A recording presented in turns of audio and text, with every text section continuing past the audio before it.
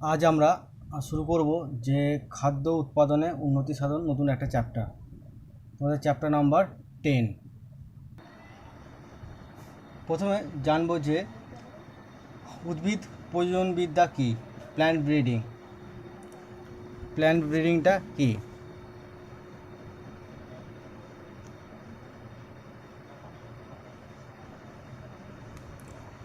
Plant breeding কাকে বলে? উদ্ভিদ বিজ্ঞানের যে শাখায় শস্যের জিনগত বৈশিষ্ট্যের পরিবর্তন ঘটিয়ে নতুন এবং উন্নত বৈশিষ্ট্যযুক্ত নতুন উদ্ভিদ সৃষ্টি করা হয় তাকে বলা হচ্ছে তোমার কি, উদ্ভিদ প্রজননবিদ্যা বা প্ল্যান্ট ব্রিডিং বলা হচ্ছে। এই প্ল্যান্ট ব্রিডিংয়ের উদ্দেশ্য কী?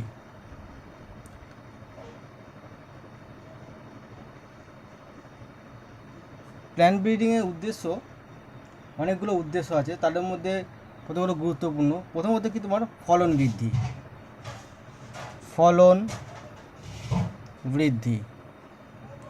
এই প্ল্যান্ট ব্রিডিং বা উদ্ভিদ প্রজননবিদ্যার মাধ্যমে আমরা কী হচ্ছে, তোমার কৃষি জমিতে কী হচ্ছে, তোমার ফলন বৃদ্ধি করতে পারছি। এর ফলে কী হচ্ছে, উন্নত তোমার বর্তমানে ধান, গম, ভুট্টা প্রভৃতি শস্যের উচ্চ ফলনশীল সংকর উদ্ভিদ সৃষ্টি করা সম্ভব হচ্ছে এই প্ল্যান্ট ব্রিডিংয়ের মাধ্যমে।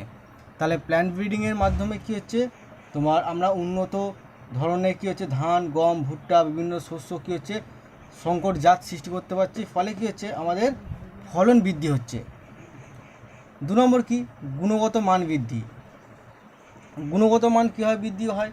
এই উদ্ভিদ প্রজননবিদ্যাকে কাজে লাগিয়ে আমরা বিভিন্ন রকম শস্য, দানা শস্য, বীজ প্রভৃতির আয়তন বৃদ্ধি করা যায়। আকার বা আয়তন বৃদ্ধি সম্ভব হয়েছে। এছাড়া কি, খাদ্যের মধ্যে তোমার গুণাগুণ বাড়াতে সক্ষম হয়েছে। অর্থাৎ কি, খাদ্যের মধ্যে ভিটামিন, প্রোটিন ইত্যাদি প্রভৃতি মাত্রা বাড়াতে সম্ভব হয়েছে এই প্ল্যান্ট ব্রিডিং বা উদ্ভিদ প্রজননবিদ্যার মাধ্যমে। 3 নম্বর কি, তোমার উন্নত গঠন বৈশিষ্ট্য। উদ্ভিদ প্রজননবিদ্যার মাধ্যমে তোমার উদ্ভিদের উচ্চতার পরিবর্তন করা যায় এবং কাঙ্ক্ষিত তোমার শাখা প্রশাখা সৃষ্টি করা যায়। কাঙ্ক্ষিত মানে হচ্ছে কি, তোমার যেরকম প্রয়োজন সেই রকম কিছু শাখা প্রশাখা যুক্ত উদ্ভিদ আমরা সৃষ্টি করতে পারছি এই প্ল্যান্ট ব্রিডিং বা উদ্ভিদ প্রজননবিদ্যার মাধ্যমে। নেক্সট কি, তোমার রোগ প্রতিরোধ। এই প্ল্যান্ট ব্রিডিংয়ের মাধ্যমে যে সমস্ত উদ্ভিদ সৃষ্টি করা যায়, ঠিক আছে, সেগুলো হচ্ছে তোমার ব্যাকটেরিয়া, ছত্রাক, বিভিন্ন কীটপতঙ্গের বিরুদ্ধে কী হচ্ছে, তারা কীটপতঙ্গকে তারা প্রতিরোধ করতে পারে। অর্থাৎ কি, প্ল্যান্ট ব্রিডিংয়ের মাধ্যমে যে সমস্ত উদ্ভিদগুলো আমরা তৈরি করতে পারছি, সেগুলো প্ল্যান্ট ব্রিডিংয়ের মাধ্যমে যে সমস্ত উদ্ভিদগুলো তোমার সৃষ্টি হয়, সেগুলো হচ্ছে কি, তোমার ব্যাকটেরিয়া, ছত্রাক, বিভিন্ন কীটপতঙ্গ দেখালে কী হচ্ছে বিরুদ্ধে তারা কীটপতঙ্গ তারা কী হচ্ছে প্রতিরোধ করতে পারে। যেমন হচ্ছে তোমার কি, IR22 তোমার ব্যাকটেরিয়াল ব্লট রোগের বিরুদ্ধে তোমার প্রতিরোধ করতে পারে। সোনেরা 65 ভ্যারাইটিস কী হচ্ছে, গমের যে মরিচা রোগ সেটা প্রতিরোধ করতে তোমার সক্ষম। এবার হচ্ছে অভিযোজন ক্ষমতা। এই যে প্রজননবিদ্যার মাধ্যমে যে সমস্ত উদ্ভিদগুলো আমরা সৃষ্টি করছি, সেগুলো কী হচ্ছে, যেমন একদিকে যেমন রোগ প্রতিরোধ করছে, অপরদিকে কী হচ্ছে, তোমার বিভিন্ন পরিবেশে খুব খরা, বন্যা বা বিভিন্ন প্রতিকূল পরিবেশেও নিজেকে অভিযোজন করার ক্ষমতা থাকে। ফলে কী হচ্ছে, আমরা শস্য তোমার সঠিক পরিমাণে পেতে পারবে। অত খুব বন্যা বা খরা বিভিন্ন প্রতিকূল পরিবেশেও কী হচ্ছে, এই সমস্ত উদ্ভিদগুলো বেঁচে থাকতে পারে। ফলে কী হচ্ছে, আমরা শস্য উৎপাদন করতে পারবো। আর কি উদ্দেশ্য, ফলনের সময় হ্রাস। এই যে প্ল্যান্ট ব্রিডিংয়ের মাধ্যমে আমরা কী হচ্ছে, যে সমস্ত তোমার উদ্ভিদ সৃষ্টি করা হয় সেগুলো কী হচ্ছে, অনেক সময় সেগুলো থেকে যে শস্য পাওয়া যায় সেগুলো কম সময়। অর্থাৎ দেখা যাচ্ছে, যদি আগে সেটা দীর্ঘদিন অনেকগুলো কয়েক মাস সময় লাগতো, সেগুলো আমরা তার চেয়ে কম সময়ের মধ্যে আমরা শস্য উৎপাদন করতে পারছি কার দৌলতে, এই প্ল্যান্ট ব্রিডিংয়ের মাধ্যমে। এই প্ল্যান্ট ব্রিডিংয়ের মাধ্যমে কী হচ্ছে, আমরা কম সময়ের মধ্যে কী হচ্ছে, আমরা ফসল উৎপাদন করতে পারছি।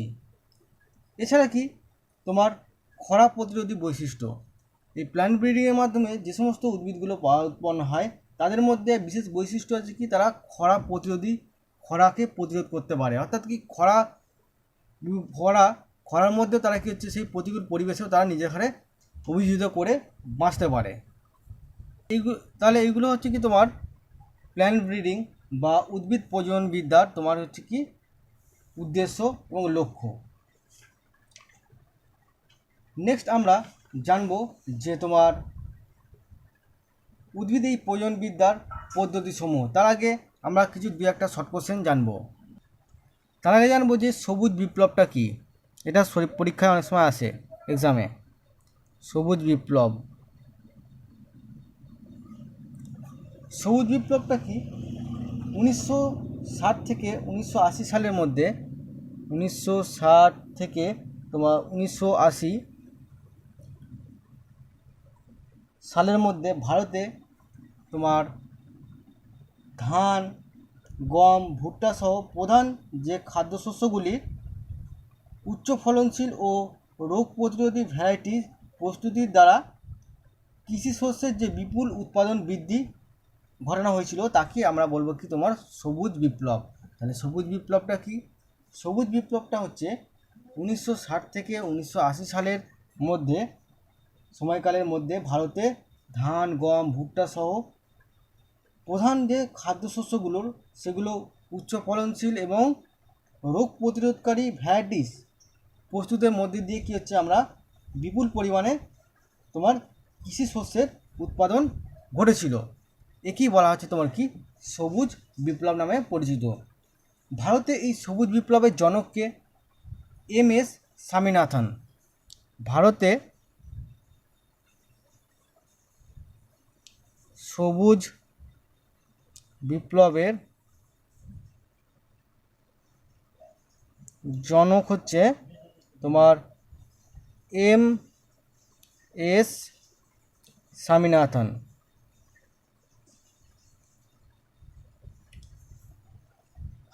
বিশ্বে সবুজ বিপ্লবের জনককে বিশ্বে সবুজ বিপ্লবের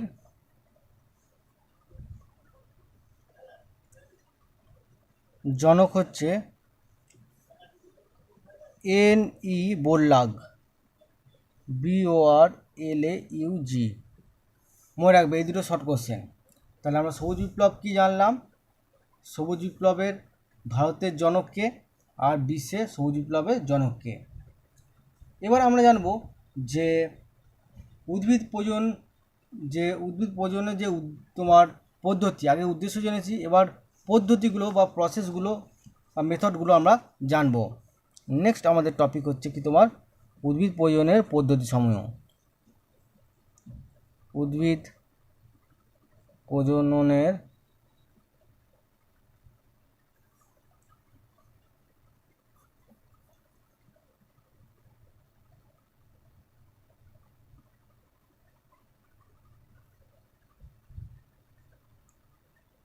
পদ্ধতিসমূহ।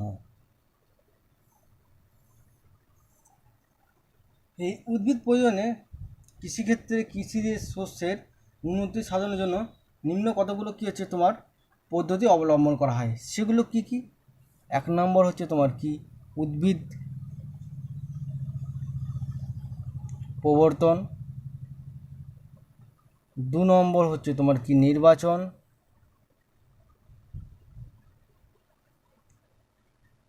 3 নম্বর হচ্ছে কি তোমার সংকরায়ন,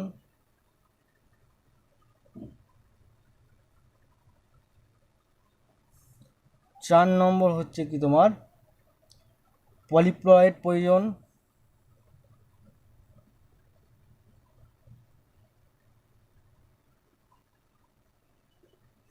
5 নম্বর হচ্ছে পরিব্যক্তির প্রয়োজন,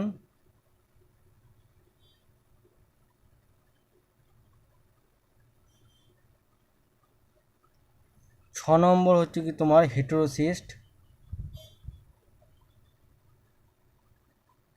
হেটেরোসিস, 7 নম্বর কি তোমার হচ্ছে কি জিন প্রযুক্তি।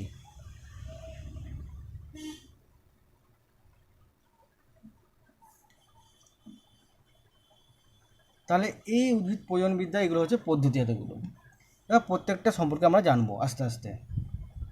প্রথমে আসি যে উদ্ভিদ প্রবর্তন।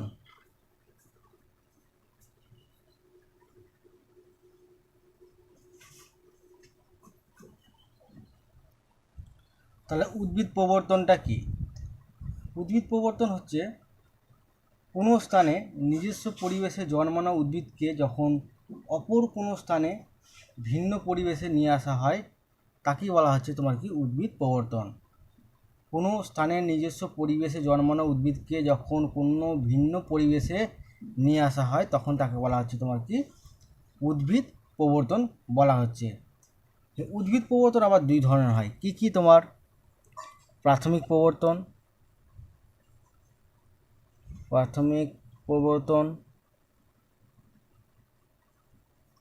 দু নম্বর হচ্ছে কি গৌণ প্রবর্তন।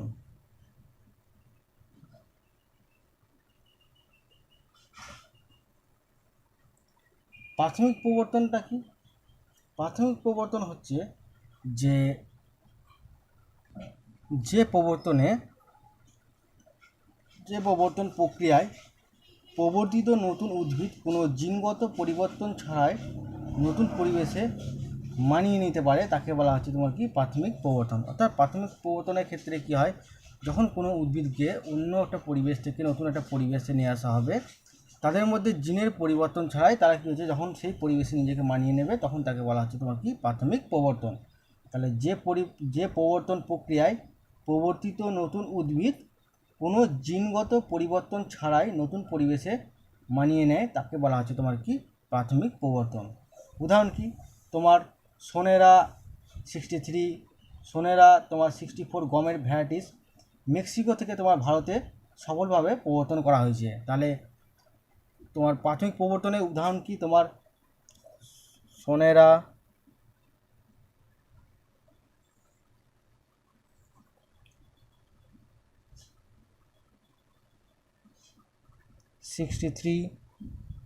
এবং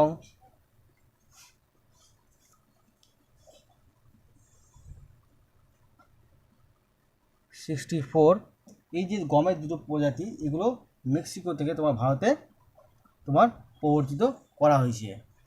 গৌণ প্রবর্তন কাকে বলে? গৌণ প্রবর্তন হচ্ছে যে প্রবর্তন প্রক্রিয়ায় প্রবর্তিত নতুন উদ্ভিদ জিনগত পরিবর্তনের মাধ্যমে নতুন পরিবেশে খাপ খাওয়ানো হয় তাকে বলা হচ্ছে গৌণ প্রবর্তন বলা হচ্ছে। প্রাথমিক প্রবর্তনের ক্ষেত্রে দেখেছি আমরা জিনগত কোনো পরিবর্তন না ঘটিয়ে নতুন পরিবেশে তারা নিজেকে খাপ খাইয়ে নিয়েছে। গৌণ প্রবর্তনের ক্ষেত্রে কিন্তু সেটা হয় না। গৌণ প্রবর্তনের ক্ষেত্রে কি হয়, নতুন পরিবেশে যদি কোনো উদ্ভিদকে নিয়ে আসা হয় তাদের মধ্যে জিনগত পরিবর্তন ঘটানো হয়, তার ফলে কী হচ্ছে তারা সে পরিবেশে নিজেকে অভিহিত করতে পারে। তাহলে গৌণ প্রবর্তন কাকে বলে? যে প্রবর্তন প্রক্রিয়ায় প্রবর্তিত নতুন উদ্ভিদে জিনগত পরিবর্তনের মাধ্যমে জিনগত পরিবর্তনের মাধ্যমে নতুন পরিবেশে খাপ খাওয়ানো হয় তাকে বলা হচ্ছে গৌণ প্রবর্তন বলা হচ্ছে। উদাহরণ কি? গমের যে কল্যাণ সোনালিকা ভ্যারাইটি, উদাহরণ কি? গমের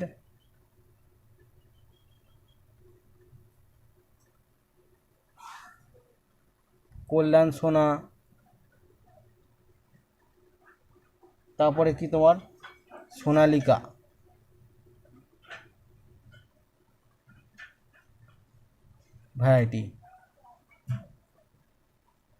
ভ্যারাইটি হলো তোমার গৌণ প্রবর্তনে তোমার উদাহরণ। এবার আমরা জানবো যে উদ্ভিদ প্রবর্তনের উদ্দেশ্য। এই উদ্দেশ্যটা কি? তোমার খাদ্যবস্তু, খাদ্যতন্তু, কাঠ, ভেষজ উদ্ভিদসমূহ বিভিন্ন স্থান থেকে তোমার অন্য নানা ধরনের গাছ সংগ্রহ করা হয়। এই যে প্রবর্তনের মাধ্যমে খাদ্যবস্তু বা তন্তু বা কাঠ বা ভেষজ উদ্ভিদ রূপে বিভিন্ন স্থান থেকে আমরা নানা গাছ সংগ্রহ করতে পারি।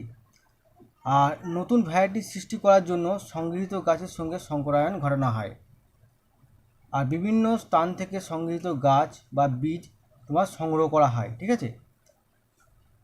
যখন বিভিন্ন স্থান থেকে সংগৃহীত গাছ বা বীজকে আমরা সংরক্ষণ করব তাকে বলা হচ্ছে তোমার জার্মপ্লাজম সংরক্ষণ। তাকে বলা হচ্ছে তোমার কি জার্মপ্লাজম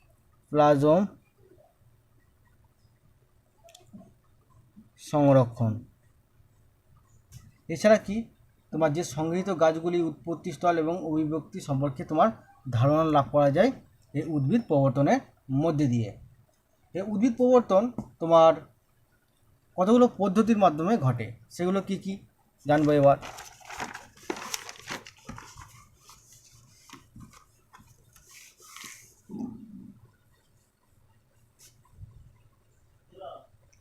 উদ্ভিদ প্রবর্তনের পদ্ধতি।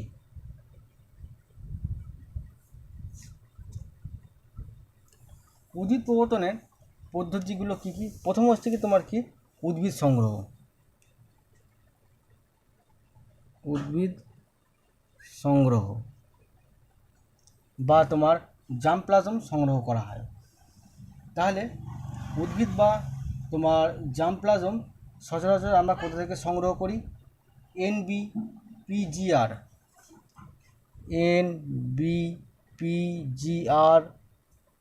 বা বিদেশ থেকে হলে তোমার এটা যদি হলে কোথা থেকে সংগ্রহ করব? IBPGP থেকে আমরা তোমার কি হচ্ছে উদ্ভিদগুলো সংগ্রহ করব। NBPGR এর পুরো কথা কি? National bureau of plant genetic resource. IBPGP পুরো কথা কি? তোমার international bureau of plant genetic resource থেকে আমরা কি হচ্ছে তোমার উদ্ভিদগুলো সংগ্রহ করব। ফার্স্ট কোথা থেকে আমরা উদ্ভিদগুলো সংগ্রহ করব? যদি দেশীয় হয় তাহলে হচ্ছে NBPGR থেকে, আর যদি বিদেশ থেকে হয় সেক্ষেত্রে IBPGP থেকে আমরা তোমার উদ্ভিদগুলোকে সংগ্রহ করব। নেক্সট পদ্ধতি হচ্ছে তোমার প্যাকিং এবং প্রেরণ।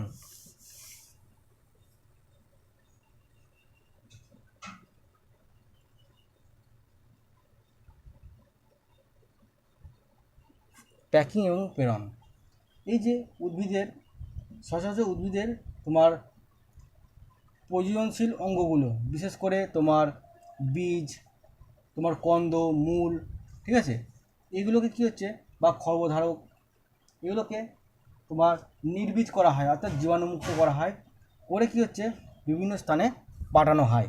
তাহলে প্যাকিং এবং প্রেরণ কীভাবে করা হয়? উদ্ভিদের যে সমস্ত প্রজননশীল তোমার অঙ্গগুলো আছে, যেমন যে বীজ, কন্দ, মূল বা কাণ্ড, সেই অংশগুলোকে প্রথমে কী হচ্ছে নির্বীজ করা হয়, তারপর সেগুলোকে বিভিন্ন স্থানে প্রেরণ করা হয়। 3 নম্বর, কোয়ারেন্টাইন।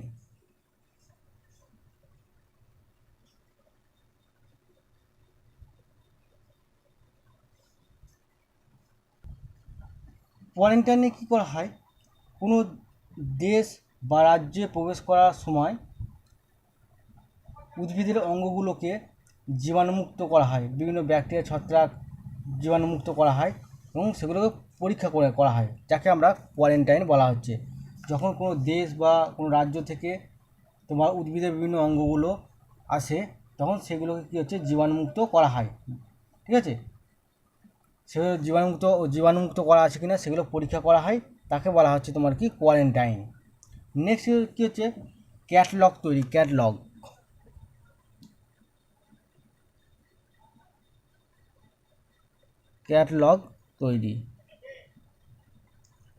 ক্যাটলগ কীভাবে তৈরি করা হয়? ক্যাটলগটা হচ্ছে তোমার উদ্ভিদগুলোর, এই যে আমরা বীজ, উদ্ভিদের বিভিন্ন অংশগুলো আমরা ব্যবহার করছি বা যেগুলো আমরা প্রেরণ করছি, সেইগুলো উদ্ভিদগুলো কোথায় উৎস বা উৎপত্তিস্থল, সেইগুলো দিয়ে কী হচ্ছে একটা তোমার ক্যাটলগ তৈরি করা হয়। ক্যাটলগ মানে তার মধ্যে কী হচ্ছে বিবরণগুলো থাকে। যদি বিদেশ থেকে গাছটা আনা হয় সেক্ষেত্রে লেখা থাকে EC, অর্থাৎ এক্সোটিক কালেকশান। যদি দেশীয় গাছ হয় সেক্ষেত্রে লেখা থাকে এটা হচ্ছে বিদেশি।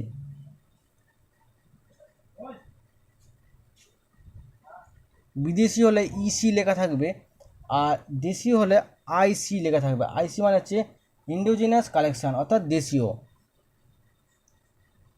এভাবে কী হচ্ছে ক্যাটলগগুলো তৈরি করা হয়। আর যদি ওয়াইল্ড বা বন্য হয় সেক্ষেত্রে IW, দেশীয় বন্য হলে। দেশীয় যদি বন্য উদ্ভিদ হয় সেক্ষেত্রে IW তোমার লেখা থাকবে। এবার তারপর নেক্সট পয়েন্ট কি?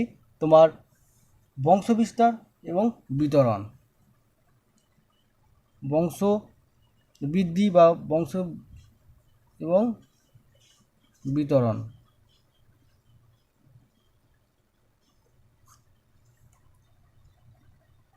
এই যে সর্বশেষ, এটা হচ্ছে তোমার উদ্ভিদ প্রবর্তনের সর্বশেষ পর্যায়, যেখানে কি হয়, প্রবর্তিত উদ্ভিদগুলোকে তোমার বংশবৃদ্ধি ঘটানো হয় এবং নিকটবর্তী অঞ্চলের মধ্যে কী হচ্ছে সেগুলোকে বিতরণ করা হয়। তাহলে আমরা উদ্ভিদ প্রবর্তনের যে সমস্ত পদ্ধতি সেগুলো জানলাম। কী কী উদ্ভিদে প্রথমে উদ্ভিদগুলোকে সংগ্রহ করা হয়, কোথা কোথা থেকে সংগ্রহ করছি আমরা, NBPGR বা IBPGP থেকে আমরা সংগ্রহ করছি। দেন কি করব, প্যাকিং করব, ঠিক আছে। বিভিন্ন উদ্ভিদের তোমার প্রয়োজনশীল অঙ্গ, মূল, তোমার কন্দ, বীজ, এই সমস্ত অঙ্গগুলো কী হচ্ছে আমরা নির্বীজ করে আমরা সেগুলোকে প্যাকিং করব। তারপর কোয়ারেন্টাইন, সেগুলো যখন কোনো দেশে বা কোনো রাজ্যে পাঠানো হবে সেগুলো জীবাণুমুক্ত কিনা সেগুলো পরীক্ষা নিরীক্ষা করা হবে, তাকে বলা হচ্ছে কোয়ারেন্টাইন। তারপর ক্যাটালগ প্রস্তুত, যদি উদ্ভিদগুলো তোমার দেশীয় হয় সেক্ষেত্রে লেখা থাকবে তোমার EC, যদি বিদেশি হয় সেক্ষেত্রে লেখা থাকবে তোমার কি EC, আর যদি দেশীয় হয় উদ্ভিদগুলো তাহলে সেখানে লেখা থাকবে IC, আর যদি দেশীয় বন্য হয় সেক্ষেত্রে IW লেখা থাকবে। নেক্সট কি এর শেষ পর্যায়টা কি, বংশবৃদ্ধি এবং বিতরণ। এটা হচ্ছে তোমার কি উদ্ভিদ প্রবর্তনের সবচেয়ে শেষ পর্যায়, যেখানে তোমার প্রবর্তিত উদ্ভিদগুলোর বংশবৃদ্ধি ঘটানো হয় এবং নিকটবর্তী অঞ্চলে কী হচ্ছে প্রেরণ করা হয়। এগুলো হচ্ছে কি তোমার কি উদ্ভিদ প্রবর্তনের পদ্ধতি। এবার আমরা জানবো উদ্ভিদ প্রবর্তনের সুবিধা অসুবিধা কী কী। প্রথমে আসবো সুবিধা।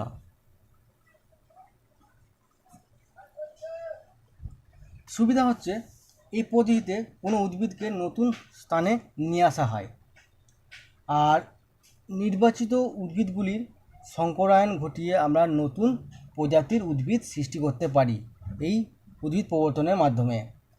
আর প্রবর্তনের মাধ্যমে অতি সহজ পদ্ধতিতে কী হচ্ছে শস্যের আমরা উন্নতি ঘটাতে পারি। উচ্চ ফলনশীল এবং রোগ প্রতিরোধী এবং উন্নত গুণসম্পন্ন তোমার উদ্ভিদ সৃষ্টি করা সম্ভব এই উদ্ভিদ প্রবর্তনের মধ্যে দিয়ে। তাহলে কী কী সুবিধা আছে উদ্ভিদ প্রবর্তনের? প্রথমত হচ্ছে যে এই পদ্ধতিতে আমরা নতুন স্থানে কোনো উদ্ভিদকে আমরা আনতে পারবো। 2 নম্বর কি, নির্বাচিত উদ্ভিদগুলোকে সংকরায়ন ঘটিয়ে আমরা নতুন প্রজাতির উদ্ভিদ সৃষ্টি করতে পারবো। 3 নম্বর কি, এই প্রবর্তনের মাধ্যমে আমরা কী হচ্ছে শস্যের উন্নতি ঘটাতে পারবো। নেক্সট কি, এই উচ্চ ফলনশীল, রোগ প্রতিরোধী এবং উন্নত গুণসম্পন্ন আমরা উদ্ভিদ সৃষ্টি করা সম্ভব এই উদ্ভিদ প্রবর্তন পদ্ধতির মধ্যে দিয়ে। এর অসুবিধা কী কী? সুবিধা আছে তেমন কিছু অসুবিধাও আছে, সে অসুবিধাগুলো কী কী?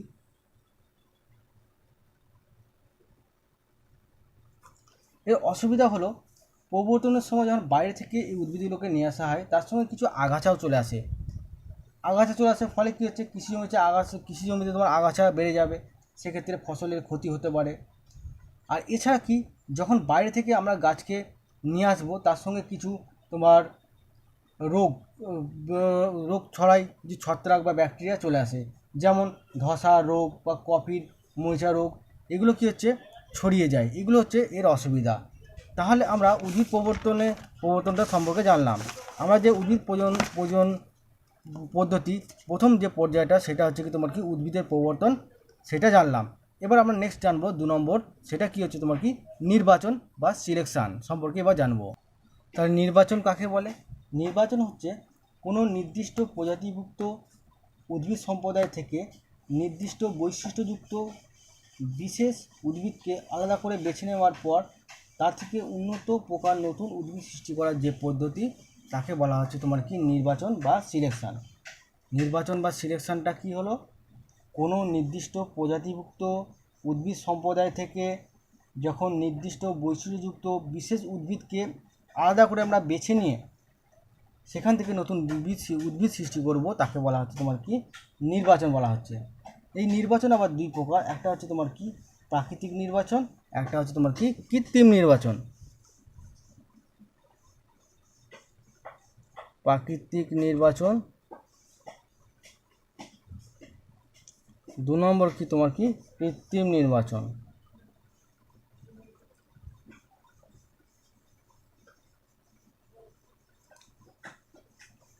প্রাকৃতিক নির্বাচন কাকে বলে? নতুন পরিবেশে প্রবর্তিত উদ্ভিদগুলি ওই পরিবেশে পরিবর্তিত তোমার তাপমাত্রা, মাটি, জলবায়ু ইত্যাদির সাথে মানিয়ে নেবার চেষ্টায় অভিযোজিত হয়।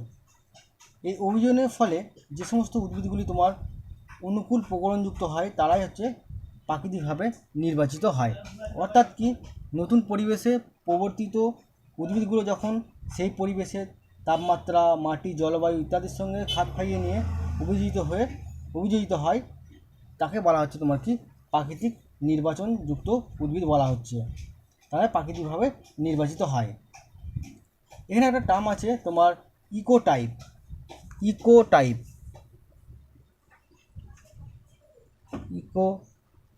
কি? ইকোটাইপটা হলো যে প্রাকৃতিক নির্বাচন দ্বারা নির্বাচিত বিভিন্ন প্রাকৃতিক পরিবেশে বসবাসকারী বিশেষ প্রজাতিগুলোকে আমরা বলবো ইকোটাইপ। তাহলে ইকোটাইপটা কি? প্রাকৃতিক নির্বাচন দ্বারা নির্বাচিত বিভিন্ন প্রাকৃতিক পরিবেশে বসবাসকারী বিশেষ প্রজাতিগুলোকে আমরা ইকোটাইপ বলবো। নেক্সট আসবো কৃত্রিম নির্বাচন। কৃত্রিম নির্বাচন কাকে বলে? যে পদ্ধতিতে তোমার কাঙ্ক্ষিত বৈশিষ্ট্যযুক্ত বিশেষ উদ্ভিদ গোষ্ঠী নির্বাচন করে তাদের বংশবিস্তার ঘটানো হয় তাকে বলা হচ্ছে কৃত্রিম নির্বাচন।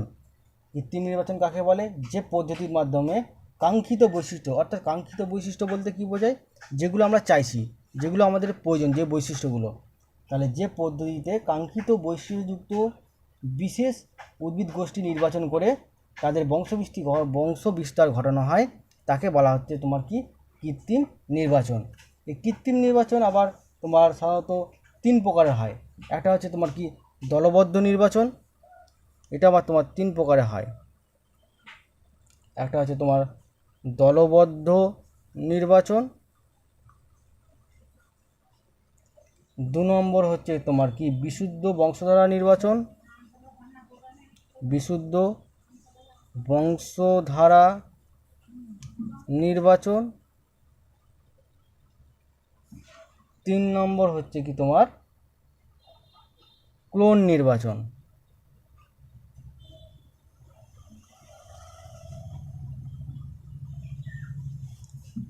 দলগত নির্বাচনের পর্যায়গুলো কি কি আমরা এবার জানবো। দলগত নির্বাচন,